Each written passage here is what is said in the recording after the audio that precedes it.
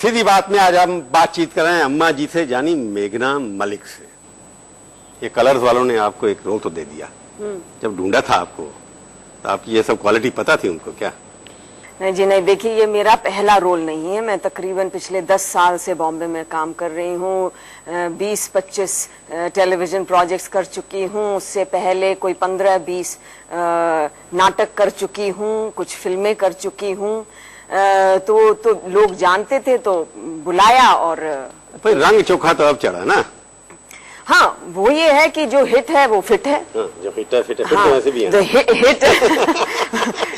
Hit channel है, hit show है, किरदार हिट है, मेहनत सब लोग कर रहे हैं, तो अच्छा है, बढ़िया है। बार किस छोरी को आप बदनाम करे जाए? ऐसा है कि बहुत सवाल जवाब हो लिए तेरे। हाँ हाँ, और पूछूंगा ना अभी। अरे मेरे वीरपुर में आकर तू मेरे आगे डुगडुगी बजा रहा है। समेट ले यो अपना टूम टामरार लिकड़ जा रहे थे। अरे यो आंख मत ना दिखावे ना, मन अपने दांत दिखा। मेरे दांत बजे चबाने के लिए ना। क्यों हाल हो जाएगा तेरा, शक्ल दिखाने लायक नहीं रहेगा। और तेरी यो सीधी बात की तो नाम बस तेरे फाइला में रह जाएगा। अच्छा, ये मन तू डरा नहीं सकता। कुछ ना रह रहा तेरे हाथ में, बस तेरे सिवाय अपनी जिंदगी के बंद कर ले अपनी मुट्ठी और लिकड़ जाए तो ना तो तेरे हाथ तेरी ये जिंदगी छीन लूंगी मैं। ना तो जिसके जो बुरे कर्म करे उसके दिन तो आते ना अम्मा जी। एक बार तब 18 दिन आ लिए, 18 दिन तो आ लिए, मैंने देख लिया, अभी आने वाले। अब बताइए आप इसके बाद क्या अम्मा जी का आपको देर में रिकॉग्निशन मिली? हाँ जी, ऐसा है कि ये किरदार कैसा भी क्यों ना हो, पर पॉपुलैरिटी जो है अगर आप कहें तो वो मैं ये कहूंगी कि इस किरदार के कुकर्मों की वजह से नहीं है। ये भगवान की दुआ है, दर्शकों का प्यार है कि ये जो पॉपुलैरिटी है, ये एक्टर जिस तरह से इस किरदार को निभा रहा है उसकी पॉपुलैरिटी है। और मैं तो यही कहूंगी कि मैं अपना काम बड़े ऑनेस्टी से करती हूँ। मैं अपने काम की पूजा करती हूँ और ये पूजा आप जहाँ ले जाए, जहाँ दर्शक लोग आपकी रिस्पेक्ट करते हैं अम्मा जी की या डरते हैं आपसे? जी अब क्या बताऊं, बहुत रिस्पेक्ट करते हैं, बहुत प्यार देते हैं, क्योंकि कहीं ना कहीं हमारे दर्शकों को मालूम है कि ये किरदार अलग है और ये एक्टर अलग है। नहीं, किरदार तो शैतान का किरदार है ना। हाँ। अम्मा जी एक शैतान है। हाँ, पर देखिए वो ऐसा फिर भी रिस्पेक्ट करते हैं लोग। हाँ, अब ये खूबी है। ये तो पहली बार मुझे बताया जाता है, मुझे इतना ज्ञान नहीं है टेलीविजन हिस्ट्री के बारे में, कि जो एक एंटागनिस्ट है वो पहली बार प्रोटैगनिस्ट बना है। तो कुछ ना कुछ तो खूबी है, और हो सकता है कि ये उतना शैतान नहीं है जितना आप सोच रहे हैं। उसमें कभी-कभी मां भी दिखाई दे जाती है। तो कई सारे उसमें परते हैं और शायद वही दर्शकों को मोह लेता है और वो मुझसे प्रेम करते हैं। मैं ये कहूँ, ये तो बात आप दर्शकों से पूछिए। वो बात ठीक है। इस किरदार के अंदर जिसने भी लिखा है इस किरदार को, उसने कोशिश की है कि अम्मा जी हैं एक अत्याचारी औरत हैं।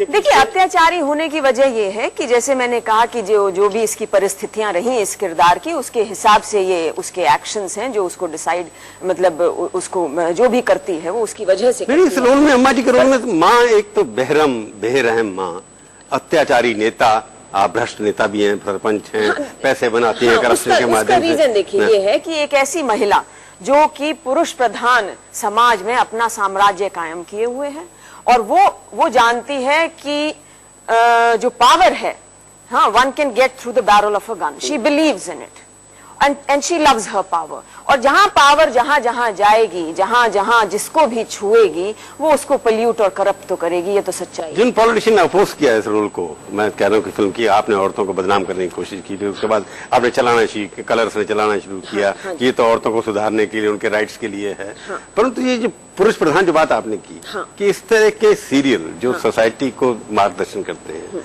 उसके लिए पॉलिटिकल सिस्टम हमारा तैयार नहीं है अभी एक्सेप्ट करने के लिए, एंटरटेनमेंट को रूप में भी। देखिए ये है कि डेली सोप्स जो है, मकसद तो एंटरटेनमेंट का ही है।